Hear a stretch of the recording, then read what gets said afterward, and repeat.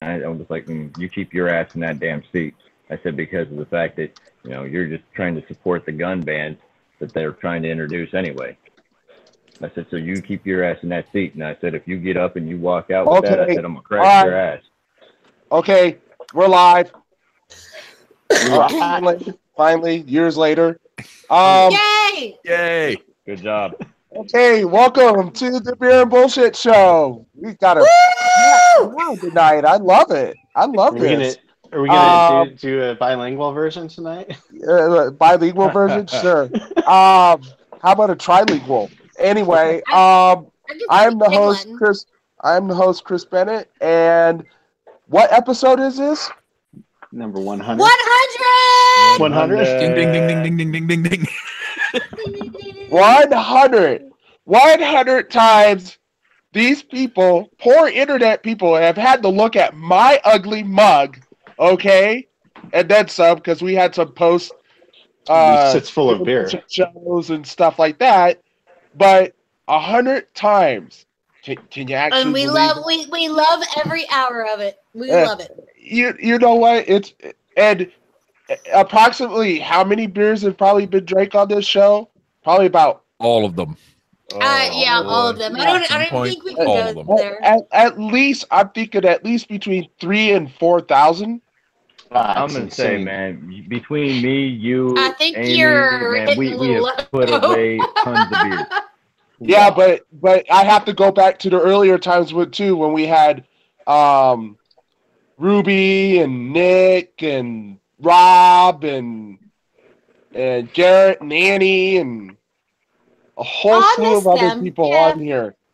Oh, yeah. So I'm assuming at least 4,000.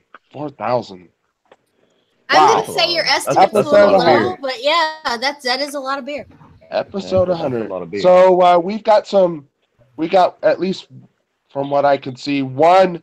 Well, we got Sarah. She's a repeat offender. So Sarah, go ahead. If you haven't sipped down your beer, and I'm already the rogue. That's right. And everybody, just go through what are you drinking. And then we can get on with the bullshit. All right, we'll start with Sarah. Cool. Hey, guys, I'm Sarah. I think I was on one of the really early shows. I'm not sure what number it was, but it was great. And you know what? And you know what, Sarah? It's still one of my highest rated shows. Oh, fans rated it in the top 100. In fact. It's because I watched it. That was a good show. I was drinking beer on a back patio in Colorado. So tonight I'm drinking a beer that I just discovered, and I love it. It's Rogue Hazelnut Brown Nectar. It's delicious and hazelnutty, and it's one of the best browns besides the browns that my dad makes. That I really like, so pretty fucking good. It was a highly rated show because of your beauty, Sarah. So yeah, stop. I think it was her bubbly personality and her beauty. I think that it was her intelligence and knowledge of beer and cryptocurrencies and her high intelligence at that time of Bitcoin. So. Yeah. I have to give it to her on that one. And I'm pretty sure she has a pretty amazing ability to bullshit as well. I do. So. That's one of my specialties. and she has a great smile, and that doesn't hurt. What are you guys drinking? All right, who's next on the list? Chris, call him out. Scott. Scott's drinking Sam Adams. No, I'm not. Uh-oh. What? No, wait. It's a Volvo. He's driving a Volvo. Sorry, tonight I'm actually I just finished up on a review before I came into the show. I went ahead and did a review on the new Clown Shoes Millionaire.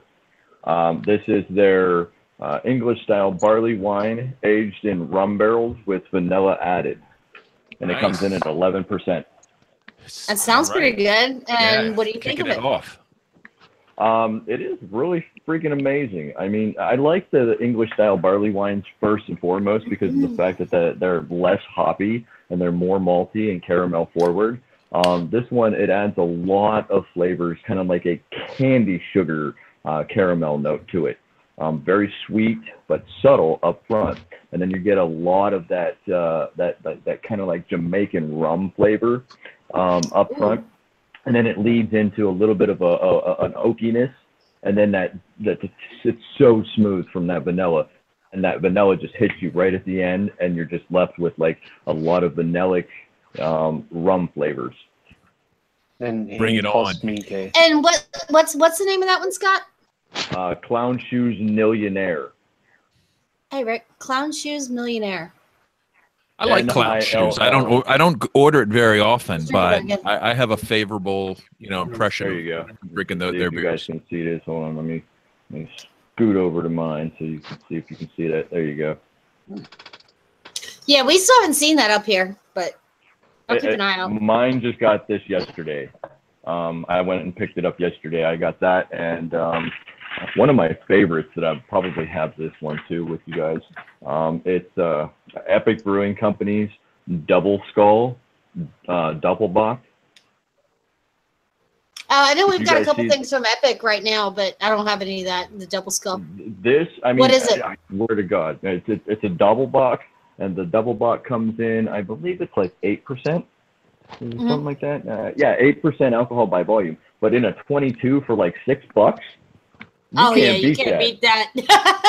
Right.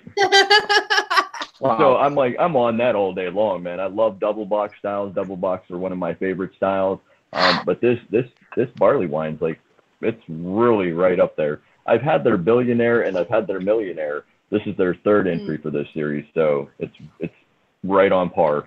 I would definitely say that it's worth the money. It is a little bit pricey. I spent like $16.99 on it, but it's definitely worth it. I'm drinking on the cheap tonight. No, on the cheap for me. Less than $100. Oh shit! She'll act like I got money or something. She was like, I go to the beer store and make it rain. Make it rain. No, actually, I mean, I'm right now. I'm drinking one of the local beers. It's from a brewery that we can almost walk to. I think I've had it on here before. I'm sure I have. It's so fucking good that their store right by the house, they didn't carry it all the time. So I talked to the guy who does the beer ordering, and he ordered it just for me. So basically, like, I have my own secret stash right by the house. I don't even know what the ABV is on this. I think like 7 or 8%. I mean, it's not huge, but it's not small either. But it's Heavy Seas Tropicana. It's just a citrus IPA. Yeah, well, I mean, it's made by Heavy Seas. They have loose cannon, they have double cannon, for their different styles of IPAs. But when they threw in the blood orange and the extra grapefruit and stuff with it, they brought the IBUs down. Because like the double cannon, I want to say is close to 100, but when they did the Tropicana, they brought the IBUs down under 50. But it's almost good enough to drink for breakfast. I mean, it's like orange juice, man. But it's still clear. It's not like cloudy. Bottom line, it's just fucking good. And I bet it's good enough to drink for breakfast. I could sit here and drink this shit all day, every day. I mean, if it wasn't for the gym, I don't even think I'd need water. I mean, it's just good. Nice. That's all that matters. But I mean, I will say without a doubt, this is my all-time favorite IPA. And it's not because it's super hoppy. It's not because it's high in ABV, because I know everybody always like, Amy's always drinking something 10 or 15 or 18 or 20%. Or 25% or 75% or 100%. Yeah, maybe. But it's 99 proof beer. it's good. It's comfortable, and I mean, dare I say, I mean, I even feel like I kind of have like a little bit of a relationship with it. You know, like we're friends. You know, we're close, but you know, yeah. You've always been sipping on that one for as long as I've known you, though. Did I just get creepy there for a minute? Okay. No, anyways, I thought it was nice. I love actually. this beer. I love this beer. It's not creepy at all. It was heartwarming. If you can't love your beer should love you, and if your beer loves you, you should love your beer. So just let's love. Okay, who's next? Let's focus off me, please. That was weird. How about Christine? Okay. Yes, Christine. All right. Hi, Christine. Hi. What are you drinking? Like I do. So this is a Shipyard Brewing Company Signature Series Imperial Stout. The ABV is 9.5%. Booyah, get it, girl. Decent one. Yeah, I like it a lot. I got the 12-pack, and see if I could. Well, I'll tell you this. You got a 12-pack of 9%ers? Oh no, I wish. I'm like, what state do you live in, and where do I need to move to? Although I took we took our son up to a doctor's appointment in Albany, and it's funny because I think they served me too much of an IPA. Of course, I didn't say anything. I wasn't driving. I didn't care, you know. So, but I was pretty toasted. Oh, like really big time toasted.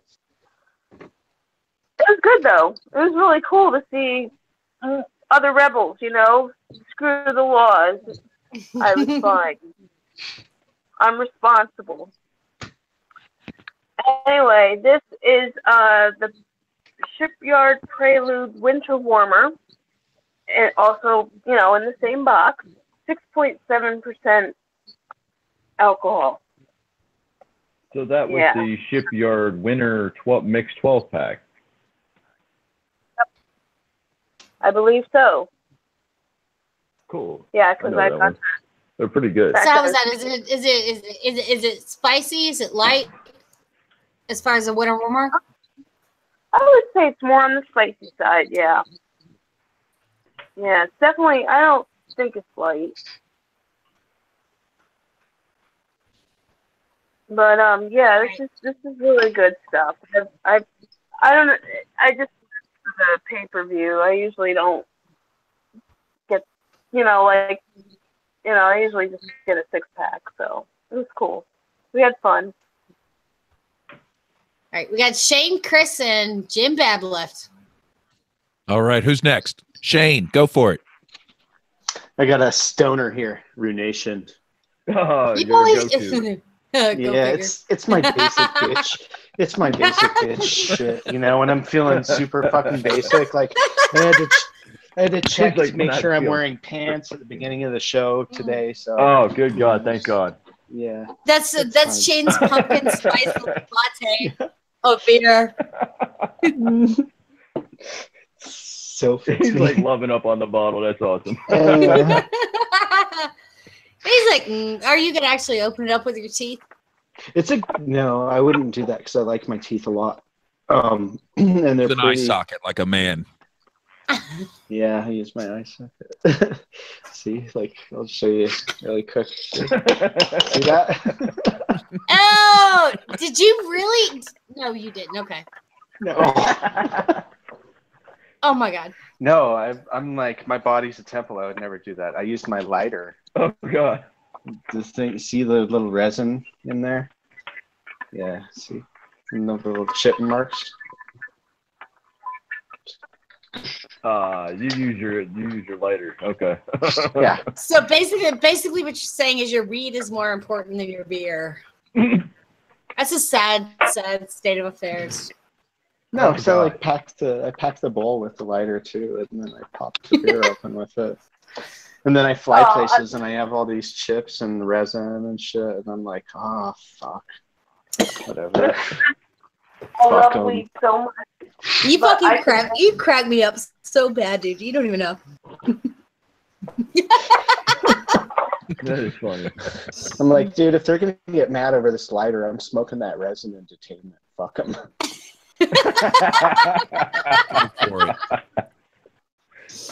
All right, Jim Bab, you're up. All right, I've got the boom sauce from Lord Hobo Brewing.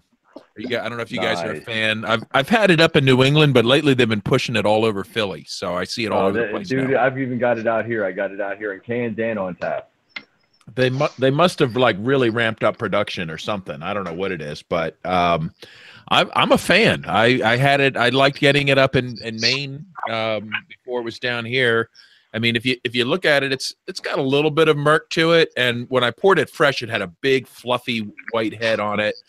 But it's actually the I guess there was a lot of sediment because the first half of the glass didn't look that murky, but I just dumped the rest of it in there, so I got all the particulates now. So no, you got the good stuff. Yeah, yeah.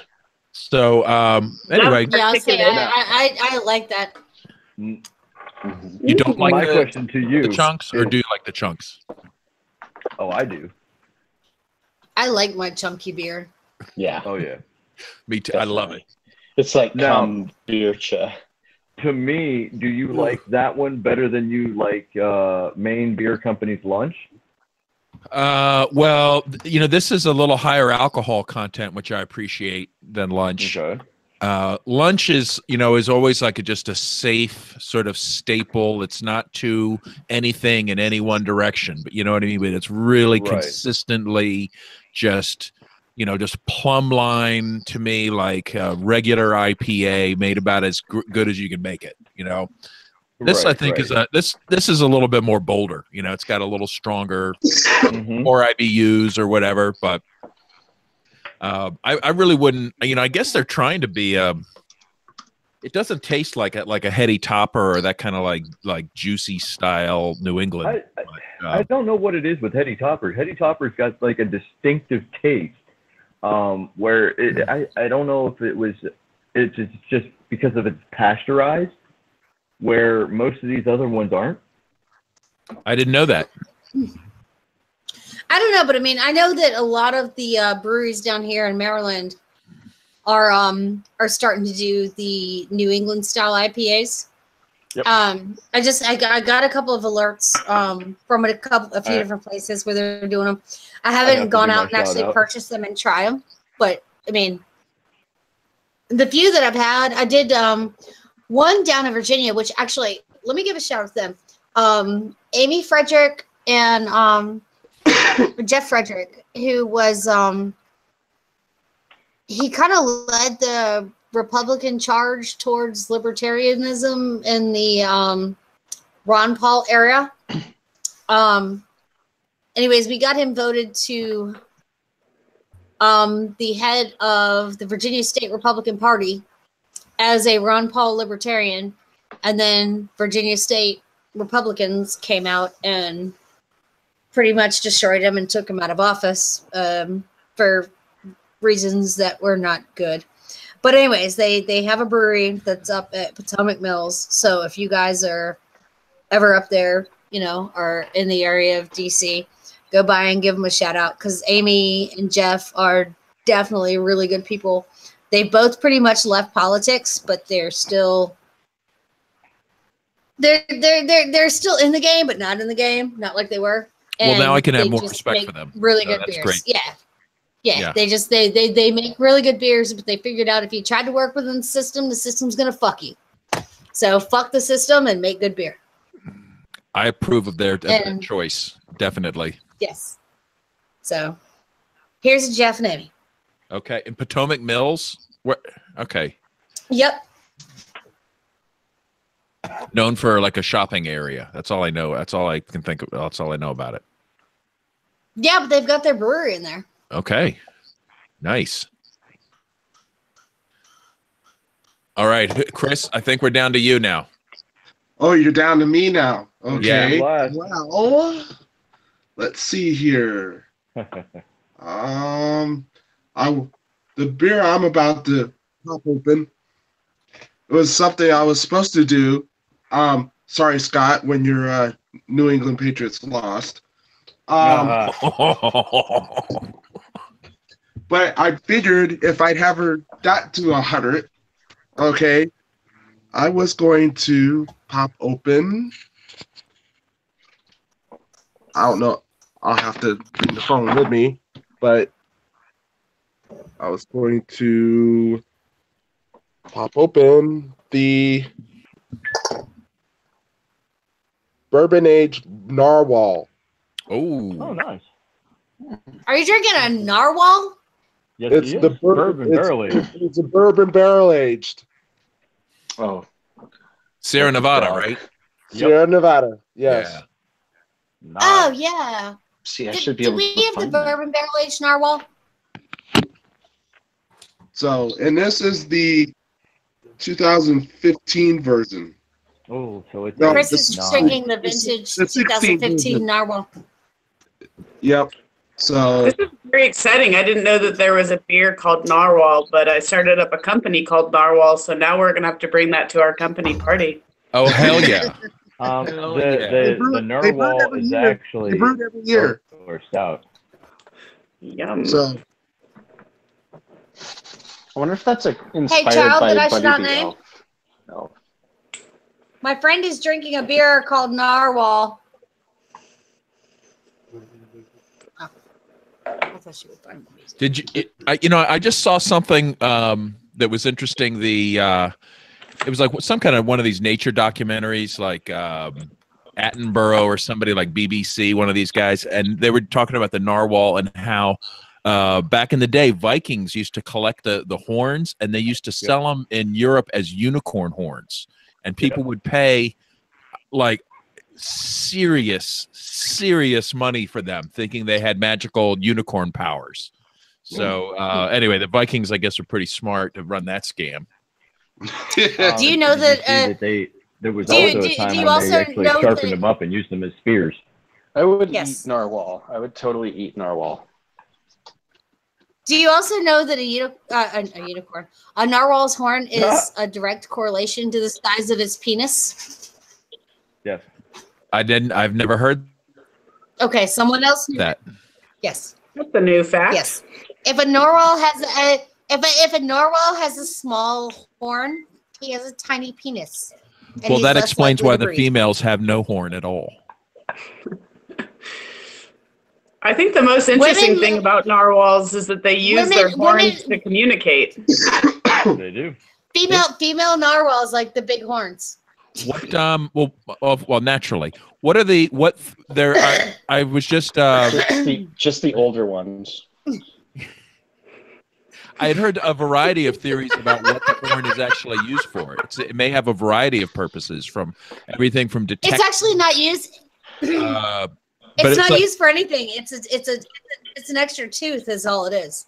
It really doesn't have any. It's not true. It may do all kinds. All kinds of interesting things. Yeah, so they've been finding that not only do they use it to break ice that's above them, but they rub the horn together to communicate about oceans and seas that ones of certain pods have been to that others haven't. So it's actually a communication device that they're using to share information. So I've been doing a lot of research on them because we named our company Narwhal, and the background behind it is truly the information sharing that's done by the rubbing of the horns. So though not proven that they're, sharing information, scientists are saying that that's what they think that they're actually doing. I think there is still a lot of questions. All right, that's very cool. Go. So keep educating us, because what I have no idea. You and your company can actually do research for that as well. Yeah, fueled by Narwhal beer, of course. I heard a theory where the horn it has a lot of blood. See, I'd always heard it was just. I always heard it was just a tooth. No, I think it's more sophisticated than that, and it may have like sensors that are giving detailed information about water temperature and salinity, things like that. Yeah, so you can think about your own teeth, right? Like you don't think of your teeth as like, you know, these massive organs that give you sensation, but when you think about it, when you touch ice or something that's too hot, or you have, like, I had a scuba diving accident that caused some numbness, and it was like unbelievable to know how sensitive my other teeth were compared to the one that had numbness. So when you think about just a tooth, well, it's a 10-foot tooth on the front of their head that they're that they're rubbing, and they're also using for spearing things, but mostly breaking ice and stuff. So I think it's probably something where we have so little information on that they were like, oh, it's useless. But you know, you pull a lot of information through your teeth just simply by temperature. Yeah. But in the case of what they were testing as the salinity levels, that's like really fascinating. Well, think about they're a mammal that lives under ice. So knowing where the warmer waters are, or how you're going to navigate to make sure you can always breathe when it's time, you're going to want to have a lot of information about water temperatures and where to go and especially if you're looking for a food source. Well, but the big mystery, though, is why do males have them but not females? So if it's for navigation, well, females need to navigate. If it's for busting holes in the ice, well, females need to do that. If it's for testing salinity levels, well, why don't females would have to do that too? So what makes it a male? It's because they haven't evolved beyond the patriarchy yet. Hey, I was gonna say, hey, Jim Bab, it's a perfect representation that men are still superior to women when it comes to survival, and women need men to survive. So the male narwhals, they take on this extra burden of this giant horn on their head to lead the females, and the females follow, and somehow they make babies and everything's okay, and the system just keeps going. It's the patriarchy. I don't know. Maybe it's my hair. I shouldn't have. One other interesting fact in. I shouldn't have cut my hair and dyed it red, because now I look like that weird feminist woman on the memes with the glasses. So now I'm gonna start to sound like the opposite of her. Little Annie's like the little Annie character on the snack cakes. There's also it's the patriarchy. It's not just men that have the tusks or the tooth. So although it's predominantly men, about 15% of female narwhals do have a horn. What? So like all the gender things going on here. Wow. So I'm trans. Like, Sarah, you're ruining. There's like you're ruining my fun. You can't say him or her with narwhals anymore. They're way more. They're not binary. I saw one that had two horns. They're not binary. Did you know that? Mean that a female narwhal can identify as a male narwhal? And grow a horn. This is like Zay narwhal. high school wrestling. Have you ever seen one with two horns? No, but that's awesome. That's very horny. Yeah. No, it's a double. Shade.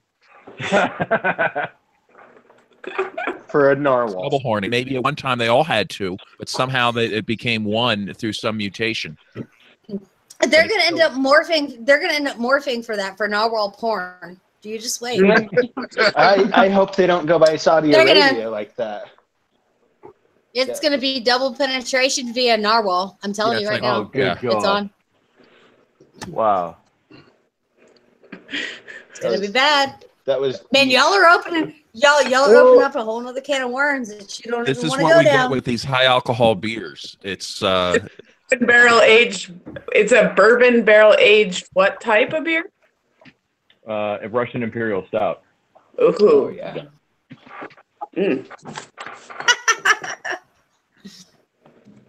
And it is very roasty, and it is very, very chocolatey. Yum.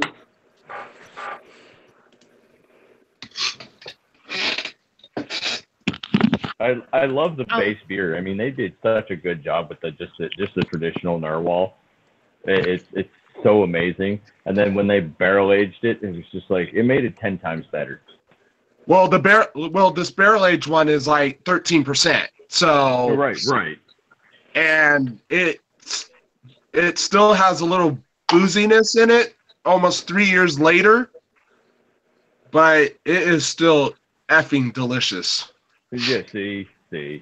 I mean, it's one of those beers that is made for at least aging over time, because I believe that 13% on that type of beer would have been like way too hot, and it would have probably mellowed it down at least a little bit over the next 2 years. Well, when I first got this beer, I grabbed 4 bottles of it because my work had sold it, let's just say discounted it off, okay? And the place I was working at, they sold it to me at cost, not at retail. Nice. So I got a bottle of this for $6 each, which would have normally gone for almost double. Right.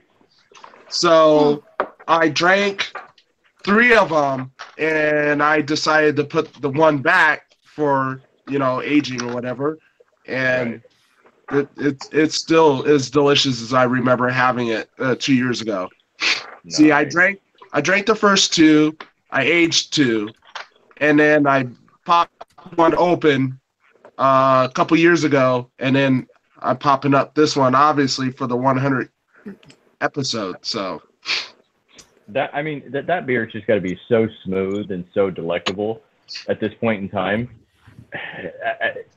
When beers get up to that high in percentage and they're barrel aged, I like to say how do I want to say this? I love to take multiples and then just have one every year for the next, like, say, 4 or 5 years to be able to see what it does over the next 4 or 5 years.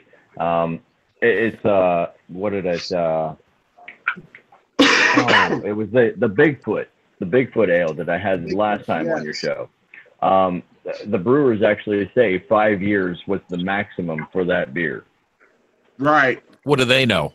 What do they somehow like look into they taste it, they swill it around it'll last about 5 years. They actually put it on the shelf. They popped one of every one they ever made for like the last 15, 18 years, and they said the best was at the 5 year mark. All right, so they do the same recipe year after year, and have tested them across the range. Yes. Nice. They said if you're going to age it, don't age it past 5 years. 5 years is the limit mark. Did I tell you I tried an aged heady topper? Just a friend of mine was like, he's like, he loves to age beers for no IPAs. I think it's dumb, but he's like, whatever. Like, I don't. How did that turn out for him? After 2 years, it was not recognizable. Vinegar. It I drank it. It wasn't undrinkable, but it was totally different, and it wasn't even the same style beer anymore. It was completely had changed. Like all the hops flavor had sort of, I guess, disintegrated, broken down to where you could taste the malts, but it was like, it was weird though. But hey, why not? Have some fun. Pretty much by that time, it was your basic ale. I don't know what it was. I don't. It had a, it had a flavor, but it was, I wouldn't go out of my way to acquire it. So, right. Guess there's a reason they tell you not to. There's a lot of beers out there that are meant to be aged, and then there's a lot of beers out there that are meant to be drank fresh. I'm one of them. A lot of brewers out there, they demand you drink them as fresh as you can pick them. Like most IPAs, you don't cellar. You drink them fresh. There is one that I would suggest. I mean, if you guys ever got a hold of Founder's Doom, it's a barrel-aged IPA or double IPA. I would definitely, suggest cellaring that for a couple of years. I finally found some Founder stuff out here. I haven't had any for a while. I am a fan. I got to track some down. You're a fan of their breakfast stout, are you not? Oh yeah. Oh yes. Oh yeah. Okay. Especially, actually, it works for breakfast. Surprisingly, and it does. It's kind of syrupy. Did I just come back in asking somebody if Jim Bab is a fan of breakfast stout for breakfast. What? Wait, say that again. I just got really confused. Say it again. Well, no shit. He's a fan of breakfast stout for breakfast. Well, it's counterintuitive because normally I wouldn't read the instructions on the label. I mean, you know, but it just happened to work out where it is good for breakfast, just by a coincidence. Oh, it's magnificent, especially with your bacon and eggs. It's also good in the evening, you know, or whenever you're going to have breakfast. All right. I mean, hey, breakfast works for lunch. Make some pancakes out of it. You know, I do breakfast any time of the day. Yeah, but what's nifty is that if you actually make your pancakes out of the breakfast stout while drinking a breakfast stout. I only do Hennessy pancakes. Sorry. Oh, damn. Damn, there goes Jim Bab getting all ethnic. Jim He is. Jim Bab's got so. What is up with that guy that makes those videos? You guys stereotype Hennessy. Yeah, he is. But I don't know. What is that? Like legit marketing for Hennessy? Chris can go way back. I mean, what was that? What was that, Scott? What's up with the? I said, no, Chris, me and you could go way back. I mean, especially when we talk about sitting on our front porch with some OE. Oh my god. Oh my god. Old English. Okay. Old English 800, the big 40 bottles. Oh, good God. See, I was more of a Colt 45, you know, Billy D. Williams. I found it. You know, Y'all crackers need to come visit Baltimore. Y'all don't even know. I found a generic beer, though. So I'm gonna get the generic beer that just says beer on it, and I'll bring it on the show. That. Yeah, I've seen that. Yeah, it's available. So I'm gonna. So, anyways, I was we were talking a little bit before we went on air about not necessarily age of consent laws, but what the legal age is for kids to drink in the states. Yeah, this is counterintuitive. I just assumed it's illegal everywhere. You know, I don't know. On private premises with parents' consent, as long as it's in your house. But not Virginia, at a bar or restaurant. Well, no, not at a bar or restaurant. Yes, Alaska, Colorado, Connecticut, Delaware, Georgia, Illinois, Iowa, Kansas, Louisiana, Maine, Maryland, believe it or not, Massachusetts, Minnesota, Mississippi, Montana, Nebraska, Nevada, New Jersey, New Mexico, New York, Ohio, Oklahoma, Oregon, South Carolina, Texas, Virginia, Washington, Wisconsin, and Wyoming. You can feed your kids booze in your own house legally. Oh, yeah.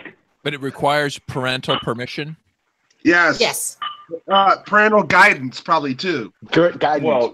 but at the same time, if you here have in Ohio, they'll tell you straight up, don't serve other people's kids alcohol at parties. Don't serve other people's kids, right? Your own kids. Right.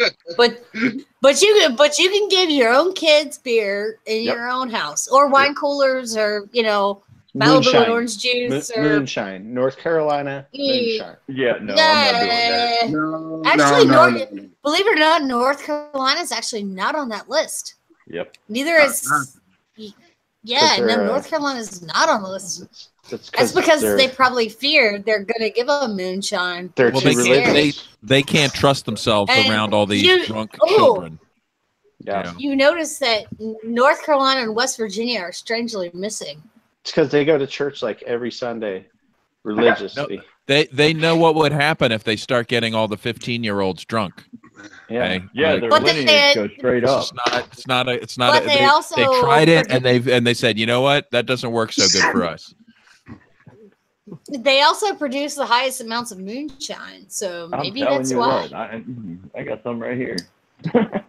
I have a feeling that perhaps there's a direct correlation. Well, I'd like to think that to most people there, they don't bother to ask permission, and nobody gives a fuck. Oh yeah, hell no. I'd like to imagine that's the way it is. Like, so nobody cares. Perhaps. Oh, there's some stupid law we never even noticed. We didn't ask. We didn't care. Nobody asked them anyway. Well, I mean, it's a great documentary going back if you to the ever Bill want to Clinton watch policy, don't ask, don't tell. always I a good policy. I always advocate the documentary, especially when getting into alcohol talk. How booze built America. That's a really, really good informational documentary to watch, narrated by Mike Rowe. There's also another one, how beer saved the world. That's always another very good documentary to watch. It's a little bit questionable. I think it's like a History Channel thing, but I still love it too. And I'll believe that beer saved the world. Why not? Built the pyramids, etc. I mean, pretty much. I mean, it's the just cause for all the innovations that we have nowadays. Or at least that's what they're trying to push. Makes sense. Yeah, why not? I like. Have any of you guys read Thaddeus Russell's book? I'm trying to remember the name of it. A Renegade History of the United States. No, I haven't. Well, I haven't read it, but I've heard him do multiple interviews on it, and it seems like it's full of fun stories about how like the drunkards and prostitutes and stuff built the colonial U.S. Nice. Yeah, sounds like a nice read. Let's see. Demonstrates that it was those on the fringes of society whose subversive lifestyles helped legitimize the taboo and made America the land of the free. Well, that goes right along with what they always say. That, I'll buy that for a nickel. Prostitution's the oldest profession. That was around long before America, honey. Well, I know, but that's what I'm saying. I mean, that goes right along with it. Let's see. Yeah, he's got some good arguments there, but I guess he sort of paints a picture of colonial America as like gay friendly, interracial, just whatever, nobody cares. I don't know how close that is to reality either, but I'm sure in some places that was definitely the way it was. People didn't give a fuck. I don't know. It's kind of hard to say. Historically speaking,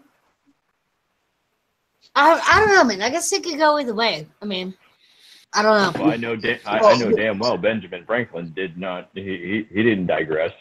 Yeah, I was gonna say. I mean, because a lot. There were so many people that especially back then, even though things were taboo, taboo was exciting. Well, I mean, taboo's still exciting now. Just imagine how boring life was otherwise, too. Yeah, I mean, and other people were considered exotic too. And can you imagine how bad it would be if you came over here with a Puritan wife?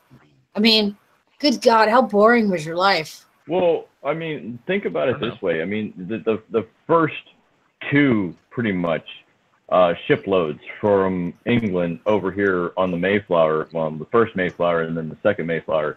I mean, they pretty much just died because, I mean, they didn't understand how to build things, how to, civilize life. I mean, they were a bunch of commies. But, the nice thing about they say those Puritan women, though, if you can get that bonnet off, the rest is easy. God. So maybe it was all about the bonnet. Evidently to him, it was about the bonnet. I mean, once you get that off, anything goes after that. The thing is, I mean, like one of the things that I think a lot of early people realized, long before America was America, and this is not me trying to be a feminist. So I mean, don't think my red hair and my glasses is trying to make me a feminist. But I mean, without. Oh, I thought you were going Irish. Oh, I can go all Irish on you. For St. Patty's Day. Okay. You're going to be in the parade, obviously. No, that's in 2 weeks. That's in 2 weeks. But the men, I mean, you guys need us, I mean. Of course we do. I think it's a harmonious relationship. It is. We need you guys too, and that's one of the things. It's a harmonious relationship. That's one of the things that feminists don't like to admit, but I mean, we need each other, I mean, men need the women just as much as women need the men. It balances out. And, one I'm can't pretty be sure I need successful men without the more other. than men need me, but I have a massive need for men, so. I hear loud banging. Does anybody hear Hey, loud at least she banging? can admit it. At least she can admit it. Oh, I honey, thought, hey. No offense here, but I thought that Sarah, was going to come Sarah, out of, I thought that was going to come out of our dear friend Shane more than this. And No, dude, dude, suspect. I've been widowed. Sarah, for you 12 obviously haven't really suspect. been on an episode with me. Sarah, you obviously haven't been on an episode with me, but I mean, all these guys on here can tell you that I need my boyfriend more than a fat kid needs cake. I'm not gonna say I'm like codependent or anything like that, but yeah, I mean, like my happiness revolves around being self-sufficient doesn't take away the need for men, though. Like no, she just got that love for the big Detroit. Yes. We'll talk about that when we're off air in the after party show. Nice. We will? Who are you to set the rules? No, we'll be listening. There are no rules.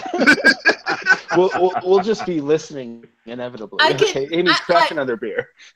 I can just tell you, I worship at the Church of my Rick, and I am very perfectly happy with that. I love him. However you want to worship, yes. It's all your own business. Some of us women actually need our men, and I'm one of those. And you don't want to. And I'll say this: you don't want to wind up like the high school, like Texas wrestling team. What? Huh? I missed that. The boy that is a transitional won the girls wrestling team twice years. Yes, this is the second year that he has won because he was allowed to be in the girls wrestling team because he is a girl.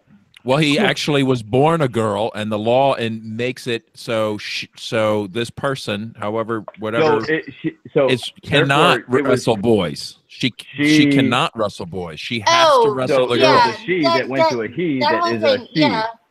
No, that whole situation is completely fucked up, and it's not that and kid's that's what fault. I've been talking about. It's not the kid's fault at all. No, that's not the kid's fault at all. And it was like boys and girls wrestling each other. So I wrestled. Well, that's whenever there was a girl, you just kind of like let her win. Yeah, no, Shane, that's reserved between the sheets. Okay. But well, I think what is kind of unfair. I'm going to tell you right now. I've been to some like grappling matches up in like New York and New York City.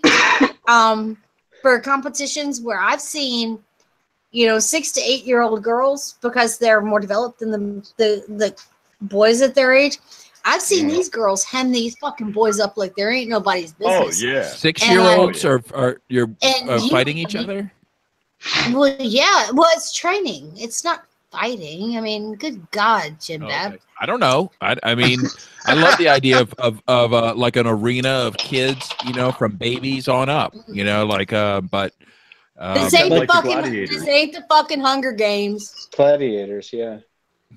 I mean, look at the way baby birds have to compete with one another, and sometimes they have to like kick one out of the nest to make sure that the other one gets enough food. Yeah, but the thing is, it enhances the species. The thing is, with this transgender kid, she's been trying to fight as a guy for the longest time because that's what she wants to be. She wants to be. State law forbids that. Right. State law forbids her. So I mean, even though she's on testosterone and everything else, I mean, this bitch is huge. I mean, she's pretty beastly. So I mean, obviously she's beating all the girls, but it's because seems the girls like aren't allowed. But could be considered a performance-enhancing drug in That's wrestling. That's what I'm thinking as well. That's kind of the angle where a lot of people are going at it, but they're saying that it's protected under her transgenderism. We're talking about Texans here, okay? So therefore, I mean, I if I'm on the side of this girl, I would ultimately almost want to say, I'm on the girl side. I'm on her side as a transgender. What I'm ultimately going to say is, if I'm on the side of her, I would suggest that she move to California. Yeah. Yeah, and a lot of kids her age have the power to tell their family what state to live in. Exactly. Yeah, I mean, she can exactly make a family move. But I mean, I don't think the state's never going. I mean, Texas ain't going to sit there and say, okay, well, this is a girl. She's going to be able to wrestle as a boy because she wants to be a boy. Maybe there's a non-gender based sort of, not like necessarily weight class, but muscle mass or like a way to actually put people next to each other in the ring that are a good match. You know what I mean? Regardless of where they, of gender or whatever. California will break down those borders. They're like, you're discriminating on me because I'm the same weight as you. Like, I live in California. Anything you do, they're going to turn around and make it wrong. Jim-Bab? Mandatory. They're going to make it an issue, Jim-Bab? right? Yes. Oh yeah. All right, Scott, shush. Drive you I will say this though. This is one of the things that I think is the most fucked up. You're not eligible for the draft or the military until you're 18. You can't drink alcohol until you're 21. They're trying to make gun sales illegal until you're 21. But at the same time, you can start a life-altering sex change during your early teenage years before you're able to do anything else, including drive a car. I think that's fucked up. And it's even earlier than that. They're prescribing 8-year-olds hormones in California. This is where it's going to get into us with the gun laws, because of the fact that if you're going to raise the gun law to 21, I think you're going to raise the voting law and everything else up to 21, because I don't want some kid voting at 18 or below on some my constituents and I don't want anybody voting on my life, so fuck them all. Right. Well, then there you go. But at the same time, Jim, you're not responsible enough to own a gun or to drink a beer. But at the same time, you're still responsible enough to cut off your own fucking nuts and disable your penis. You can also at 18, if they're going to raise the gun law that you can't buy an AR-15 until you're 21. But yet they're going to allow you to join the army and sacrifice your life at 18? How come every time a libertarian tries to bring up the topic of age of consent, it ends in them being like ostracized from the community? It's like here comes the problem. That only comes to a 30-year-old trying to fuck a 12-year-old. Right. A 30-year-old trying to fuck a 12-year-old. I put a proposal out on one of the groups I'm in. I was like, if they raise the age on buying guns at 21, I think they should raise the age of you deciding to go in the military until you're 21. Right. Well, it just really does bring up the question of when is a person fully capable of making their own decisions, and there's no clear. Well, if they're able to make the fucking age of consent to fucking blow a fucking 30-year-old dude the age of 12, then they should make the age to buy a fucking AR-15 and blow his fucking head off the age of fucking 12. It's simple. Right. The question is, how does even here in the state of Ohio, you're not allowed to buy condoms until you're 18. Yeah, and of course, teen pregnancy. Oh, that doesn't happen. So. But seriously, though, what is the right way for people to address this issue, which is obviously has cultural context that changes, right? Like. We all have our own views. Like I think, you should probably be, I think it would be advantageous for people to wait till they're at least 21 before they make major decisions. But who am I to tell somebody who's 20 and a half that no, you're not qualified? I think a lot of the but at the same time, when you're talking about age of major decisions, I mean, you're talking about, a 14-year-old having sex. Which, I mean, the first time I had sex was when I was 14 years old. A lot of people say that a lot of people claim to have had consensual, perfectly fine relationships at that age. I think there's an interesting part. Nobody has a perfectly fine relationship at the age of 14. We're all fucking retarded at the age of 14. I don't know. I've heard from others that have. It's their experience, not mine. No, you're not having a normal. No, you're not having a normal sexual relationship at the age of fucking 14. I think there's an interesting thing that people aren't really talking about. If you're able to have a child at the age of 14, then why can't you buy an AR-15? Why can't you vote? Why can't you for all of these things? Why can't you get married? Give Sarah a chance. She's been trying to get in here. I think there's an interesting point that people aren't really talking about within like hormone replacement therapies and stuff like that is that, okay, so when you're 14 and you decide to have sex and you have sex with somebody, in most cases, and in let's say ideal cases, it's voluntary, and both parties are being, they know what's going on. There's not like all these outside chemical things going on. And so there's this very interesting part about these sex change hormone therapies and surgeries that are going on is that there's this massive third force or more than one that are coming into play, one of which is hormones. And when you start giving the power to psychiatrists, you are giving up the right to make responsible decisions because you are not acting on your own best behalf because they're pumping you full of drugs that create disillusionment within the sex. So like outside of mind control drugs, you start doing hormone therapy on a 10-year-old woman that wants to, or a 10-year-old girl that thinks that she wants to be a man. There's that third like aspect, which is one, psychological abuse from the doctor, which makes massive amount of money by promoting these types of therapies, and then the psychiatrist that they're put with.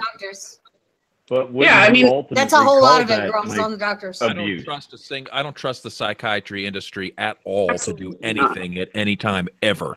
No, I don't ever either. It's like in the early 2000s when they started allowing for Zoloft and Paxil to be given to kids under 18.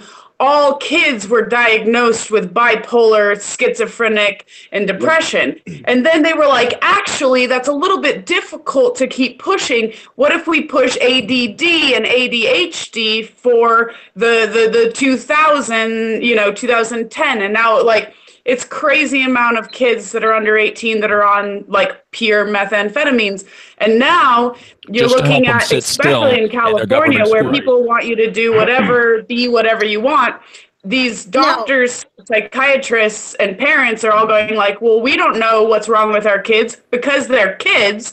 And they're like, actually, maybe you are a man or you want to be a woman. We'll let you do that. There's these massive other forces that have nothing to do with, owning a gun or having sex at a young age, which is these adults that are profiting on these children that are being children. Well, right. You're absolutely and completely right with the age consent laws, as far as that stuff goes, and especially as far as like the drug industry goes. But when it comes down, I mean, my 5-year-old, well, she's older now, but I mean, my 5-year-old could shoot my AR-15. You know, I mean, I taught her how to work every mechanism on the damn thing. I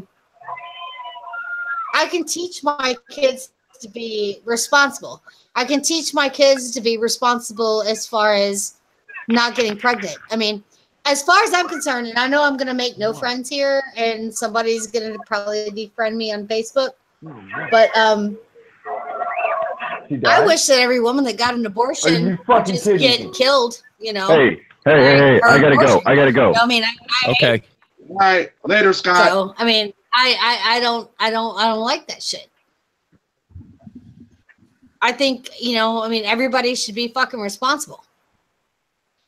It's not that big of a deal.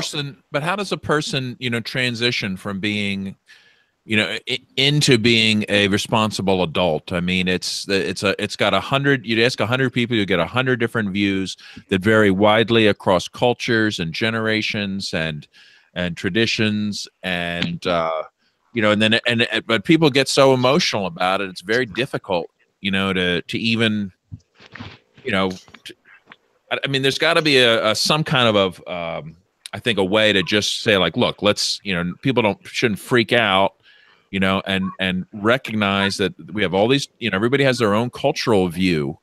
Like, I don't think somebody under 21 should make these big decisions. Another culture might think it's fine for 16-year-olds to get married in different times and places and in the world. And that's been perfectly fine. That's a different culture. I might disagree with it, but that's none of my fucking business. There's right? there's not an easy answer, but I mean, there still needs to be a universal age. I think the best universal age. There can't be. I mean, what are you going to say is the voting age? I mean, you've got to do something. Let me put it like 1004. Let me put it like this. Okay. The Virgin Mary was like maybe 12 or 13 years old. Okay. So fight about that. She never even consented.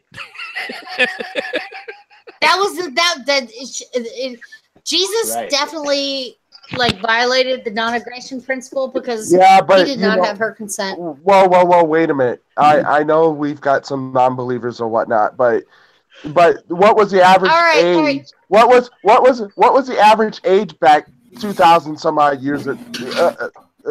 Okay, sorry. I didn't mean to offend you. It was like you died by the time you were like 50. So you really didn't live the full life that you did now. I mean, 50 was a 13 long life. A 13-year-old pregnant and married is almost like a 22, 23-year-old woman now. So we should raise the age to 22 or 23 then. I think you're off on those numbers because 50 years old was like ancient back then. Like the risk of death was so high as a child and a young teen that a 12-year-old mother back then is like a 30-year-old mother now. I mean, that's I don't late. know about that. I think a lot of it gets skewed when people look at infant mortality in terms of average lifespan. Okay. But once you say like, well, whoever makes it to 1-year-old, their lifespan's doesn't change that much. I mean, mortality changes. In the big scheme of things, it doesn't really matter what things were back then. It matters what things are now. Well, am I allowed to just say, you know what, these people, I disagree with their system and their values, but my default position is none of my fucking business, right? And like maybe I have an opinion if they ask me, but it's when people start trying to go impose their values on someone else's culture. That's kind of what I'm trying to say. That's kind of what I'm trying to say at the same time too. Is I mean, how do you make all these different things available at different ages? So I mean, I'm agreeing with you. I'm mostly agreeing with you. Well, what do we? There's no like an on day number. Yes, I'm mostly agreeing with you. God damn it. You are a woman. It doesn't happen that way. Like there's no you can't have you're not going to have any absolute anything because everybody's different and an individual. But I think at some point, can't we give an individual the right to stand up and say, this is the time where I'm calling myself a consenting adult, fully responsible for my actions, and I am no longer a dependent. I am now an autonomous human being, and respect them for making that choice. What is that, 8 years old, 12 years old, 14 years old, 18 years old, 21 years old, 25 years old? Where is... Yeah. Well, because you're going to have to put that onto... not us. Because obviously I don't feel that way because I let my 5-year-old shoot an AR-15. But at what point do we put that onto everyone else? At what point do we try to legislate that, or do we just, as a society, just fuck off? Well, or just let people's culture determine these things. I mean, in most societies, they figure it out, and this is why the dad is on duty.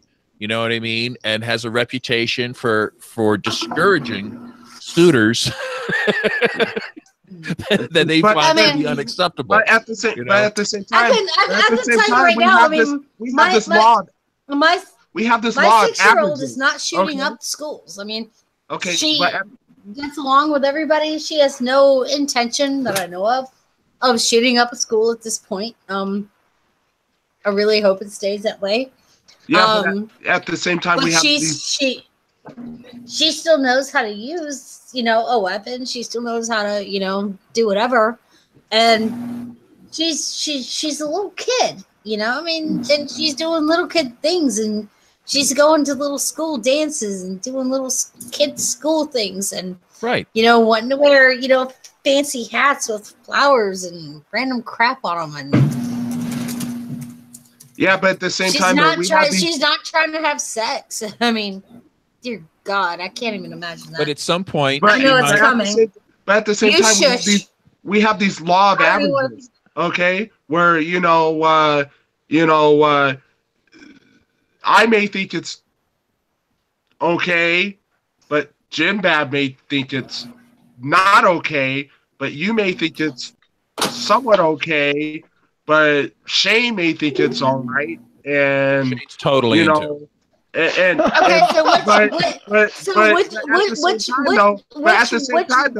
of us gets to make the law? Which one of us gets to make the law? I'm not going to make the laws because I'm trying to decrease laws. Exactly. How about then why not? I'm not going to tell you what to do. I'm not going to tell you how to live your life. Then why not just figure out what age parental consent stops and their consent starts? Good luck with that. Good luck with that. Good luck with that. As long as you've got government hanging over our heads, they're the ones eventually decide. I'm talking about government out of it. Yeah, well, I should be prepared, I guess. Able to say what age my kids get to do this, that, and the other. Okay, I would say this. In Western culture, what makes sense is that if a young person, a young man or a young lady, or a young non-binary thing pursues an older person, that's fine. As long as if you ever say non-binary again, I'm going to fly out there and punch you. Why? So if a go right ahead, I'd like to see that one. If a by the way, non-binary is a non-binary thing. Yeah. By the way, hi, Richard. Hi. It's Richard Schwartz. Richard, what are you drinking? Sorry about that. It's time we get back to beer. I'm drinking a beer What are you from drinking, Richard? What are you drinking, Richard? Is it binary? It's Levante Contemporary Mosaic. Okay. Did everybody get that? Levante beer. Hi, Richard. Levante, yeah. Local. Sorry about that, Richard. Yeah, I was trying for the longest time to get on, and it just kept telling me I'll be joining in a minute, and then it never let me in. Bab? Yeah. It's probably for the best. Is there a maximum? Is there a maximum allowed of people on Hangout? I didn't think there was, but I think that's why Drew Phillips couldn't get in, and the fact that now that Scott is now exited, opened up that slot makes me think that maybe that is a factor. I don't know. Because I never we've never really had a really packed house, okay, where people couldn't get in or out or whatever. So I guess there is a maximum. Well, I think it's limits to 10. I think. I saw that it said 50. But maybe they updated that. Oh, the old limit was 25. Today it's old limit was 10. Today it's 25. That was 2006. So I'm guessing it's above 25 now. I like the way Sarah just goes and gets the actual answer. Well, I am We're in all front of my guessing, and she's computer. like, I'll just look that shit up. That's what Google's for. I know, we're like all at our Smart. computers, and we're like, I don't know. Well, who knows? Thank goodness for Sarah. She's a businesswoman, and she knows what she's doing. Such a class act. Only halfway classy. Oh, stop selling yourself short, Sarah. So, Richard, how do you like that beer? And I'm not familiar with that brewery, so why don't you give us a quick rundown? Did we lose Richard? He's drinking. He's grunting. Yeah. We did lose him. He left. He's back. He's back. All right, he's back. He's back. Richard, we want to know how you like your beer. Can you hear me? Yes. Okay, because I didn't know if you can hear me. Oh, it's excellent. Levante is probably second to Tired Hands in the area for our local craft brewery.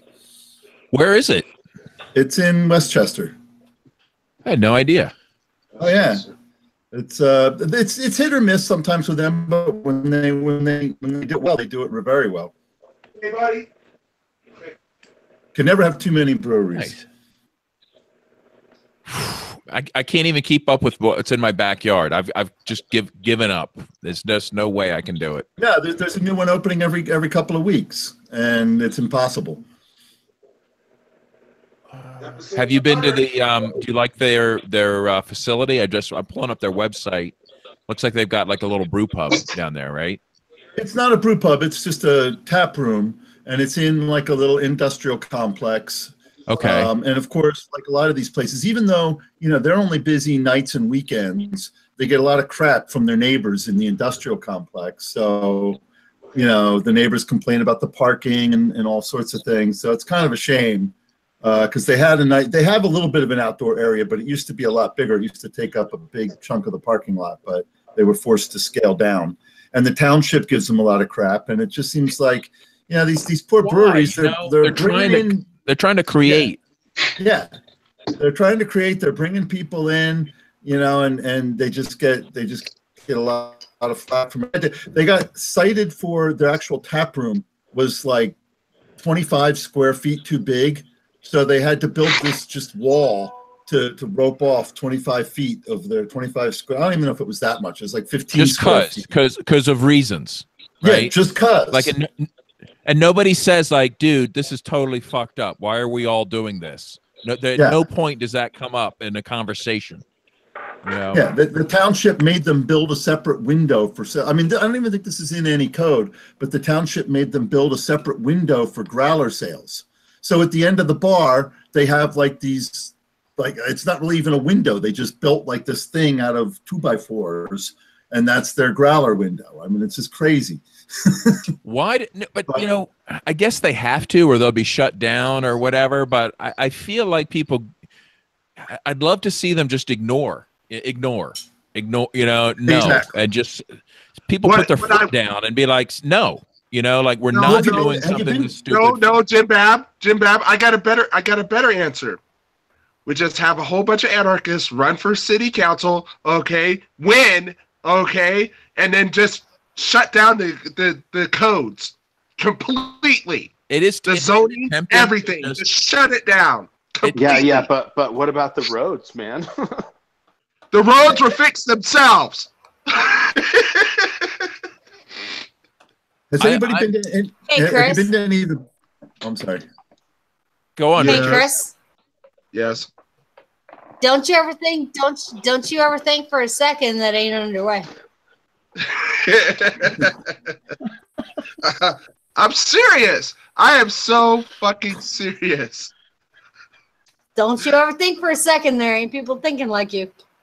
Nobody's going to be using roads once Uber is done with their mission. They're going to be flying around in the drones. That's all Uber is researching now. That's all we want. It doesn't bother me. It doesn't bother me. It's ridiculous. You're making money. Stupid roads. Yeah, Uber has been acquiring rooftops. People have never leased or needed their rooftop space, and Uber is starting to acquire rooftop access so that they can continue on with their service with drones. So, yeah, Uber is also in Manhattan advocating not allowing private automobiles. Well, yeah, of course. They want everybody to be dependent on their network so that they can. Everybody's in favor of free enterprise, free competition until they get established, and then it's like, well, now we need to shut out everybody else. Yeah, well, if we continue to push for free market solutions, Uber will have to continually compete to be better. And right now, Uber's losing against Lyft in the mere fact of customer ratings and employee ratings. So that's why Uber's pushing so hard to push their drivers out and make it autonomous so that they don't have that extra liability of people hating on them. I love the idea of robot Ubers. I think that would be freaking awesome. That's actually, I mean, it's kind of cool in a way, but it's really fucked up in a way too. I don't know. It's such a better idea because humans driving, like the people, like I have driven Uber, but I'm also a fantastic driver. Most people think they're good at driving, though they're not. The problem with Uber is that most of these people have never actually driven as a career or very often. They're just like, oh, it's an easy way that I can use my car to make money. And the accident rate of Uber drivers is much higher than a taxi driver who's taken tests and proven their absolutely. Uber has an absolute nightmare of insurance problems. I can't talk about that because I had to sign a piece of paper one time. Well, but then I would say that's a problem in insurance, but that's not a problem of government regulation. Right, the insurance company will figure out whether it should be a human driver or a robot driver. Right, the insurance actuary will be the one that decides when that makes sense. But the government does not need to interfere on that. The government should not interfere on anything. Sarah, what do you think about this? Though? Have you heard of ideas about using blockchain for an autonomous sort of company that is itself code, maybe working on like Ethereum? What if we had an Uber robot car that had a Bitcoin account? That's what Porsche's working on. And it drove around and collected Bitcoin, and it had an account at the gas station and at the mechanic, and its entire operation was governed by code, not a human being. And then once it gets enough Bitcoin, it buys another car and another car, and it just operates as code, doing stuff, showing up at the gas station, just giving people rides. I will buy one. Yeah, so there's some interesting movements. How far could it go without I was going to say, that sounds kind of cool. Yeah, so there's some interesting movements within blockchain tech that are now seeping into supply chain and cars and everything like that. And so I met the head of blockchain development for GM, for General Motors. And they are multiple different companies within the automobile space. Porsche just came out yesterday saying that they were going to use blockchains for all kinds of things. Most of the time these companies are dropping these headlines because they want their stock prices to go up, because it's been a trend that when you say you're going to integrate a blockchain, that your stock prices go up. Whether or not they actually know what they're going to do with the blockchain and if it will actually help them is something very different. But there's a huge use case for, I believe, using cryptocurrencies for micropayments paired with blockchains for temporary ownership of vehicles and tracking of supply chain to know where vehicles are.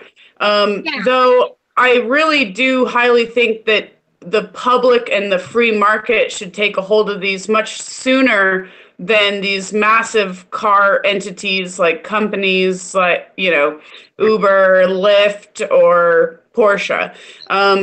the benefit of using a Apple's public gonna get control. Exactly, like the benefit of using a public transaction blockchain would be that we could do peer-to-peer exchange on the road, meaning that my self-driving car could pay your self-driving car because you're not in a hurry and I am, and I could go faster than you. It's the same way that ownership for the double spend problem can be taken away, where I can tap into a car with NFC and that car knows that I'm the rider in the car and my preferences are to be driven fast and I'll pay the higher fee, whereas my mom doesn't want to drive fast. She'd prefer to take the more nature-oriented route. So cool. The free market will give you more flexibility within what we want, whereas if large corporations and governments take control, what's going to happen is they're going to use blockchains to restrict you and say, hey, you've got a record, you can't ride in this car, or hey, you have a parking won't be a thing, but if you have an infraction for not paying some like utility bill, like, hey, we're not going to let you commute to the place that you want. So like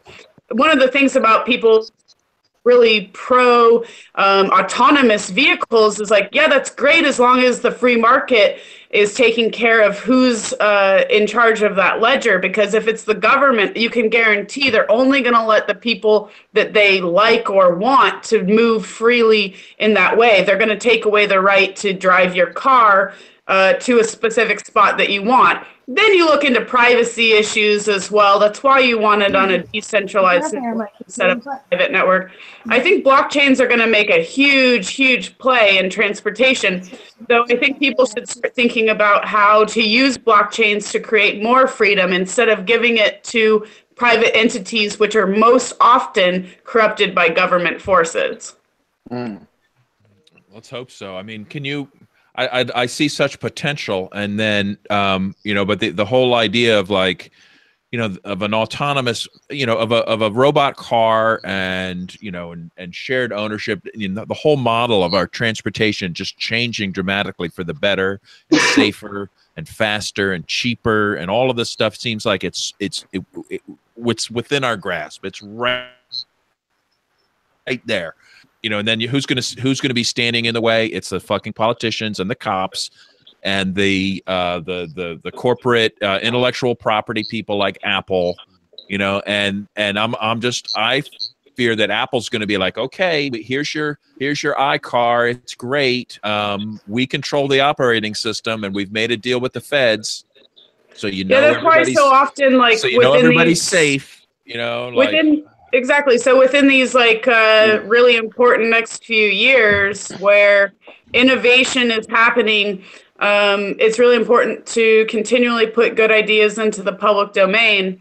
So making sure that if you have an idea about transportation and how it might, change, or a feature that you would like for me, I bought a car so I can drive it fast. And I allocated the fact that I was probably going to end up spending a couple $1,000s on speeding tickets. Okay, so in my eyes, putting something into public domain, which allows me to pay other autonomous or non-autonomous but self-driving, right, cars to move over so I can go faster. That's the same amount of money that I allocate to go back to the state to pay my extortion fees because they say I'm going X amount above their allotted safety speed limit.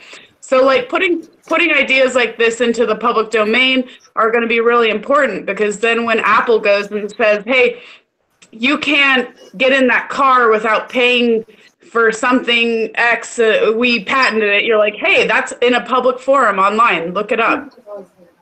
I'd love to see a wave of interest in all of this autonomous vehicle movement that says, like the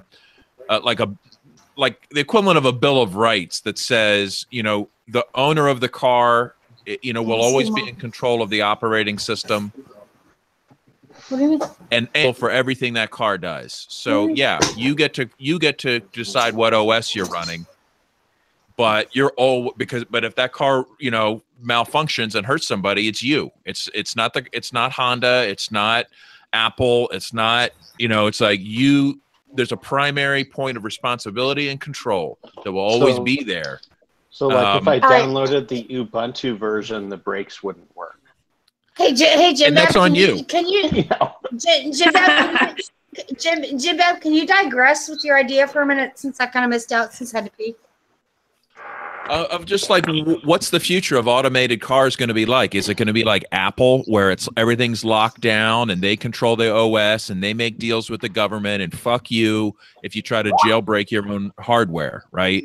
That's infuriating enough in a phone form. Imagine that in your transportation, telling me it's time for some bullshit update I don't want, this could be a nightmare, right? Those are the really big risks that we're facing right now with this technology, is that, most people would be more happily not being the driver, in the sense of like a mother that's taking her kids to the school, instead of having to pay attention to not only the road, but keep the peace within the kids that are either fighting or screaming, is a very difficult thing. Transportation will change from getting from one place to another